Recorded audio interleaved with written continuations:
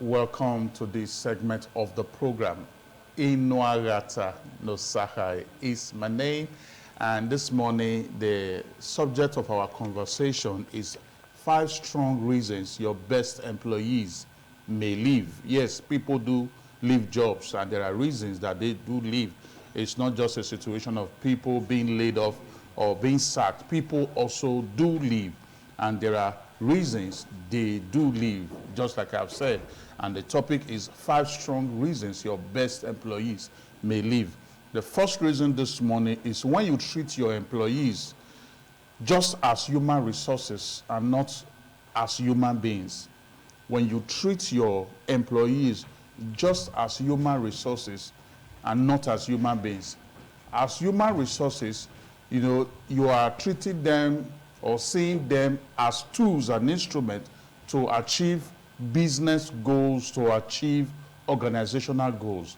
But when you see them from the perspective of a human being and you treat them as such, that will make you to acknowledge that they are people with emotions, they are entities with emotions, they have feelings, they have emotions, they have families, they have spouses, they have their personal goals and visions like educational pursuits or educational goals and other human-related issues that they deal with.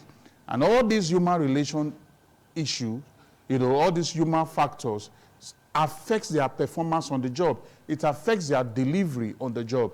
If you are an employee or an employer, beg your pardon, if you're an employer that is just interested in them delivering on the job without actually considering other factors, other human factors, that affect, that they deal with, which affects the job, they may get to a level whereby they get frustrated and they may want to consider the option of quitting the job. So one of the major reasons, one strong reason that makes your best employees to leave is for the fact that you treat them and see them as just human resources and not human beings. And the second strong reason that your best employee may leave is when you don't assign them roles that unleash and maximize their nature and nurture.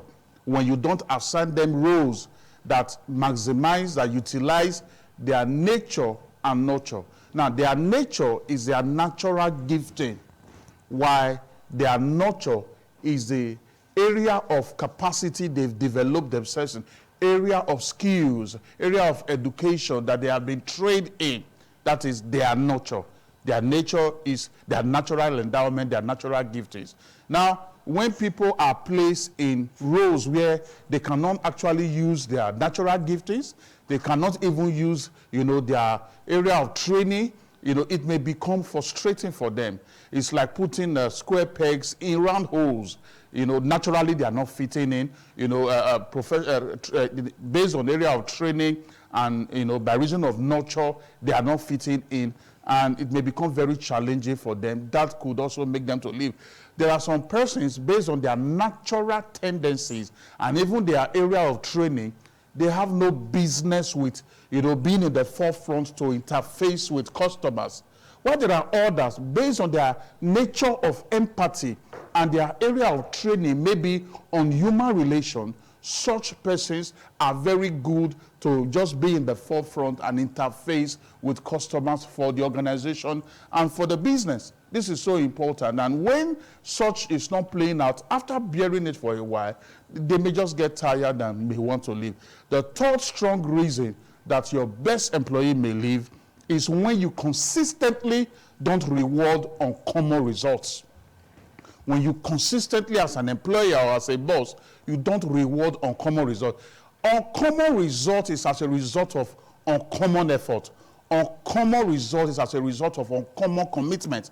Now, to achieve uncommon results, some employees may need to go the extra mile of working extra hours, working extra time, staying late into the night at home. And some of them even staying late in the office. Instead of officially closing by 5 p.m., some end up closing by 8. They are putting that extra effort in, that extra commitment, and at the end of the day, it brings extra result. And there is no way you are acknowledging as an employer or a boss, there's no way you are acknowledging that extra effort that resulted to the extra result. There is no way you are, showing appreciation. And If this continues to repeat itself, it can be very frustrating, and it can result to making your best employee to just start considering other options where their extra effort, not just their effort, extra effort, will be given the due reward and recognition.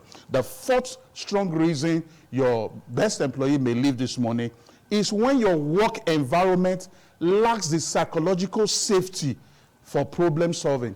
When your work environment lacks the psychological safety for problem solving, is very important to look at this seriously.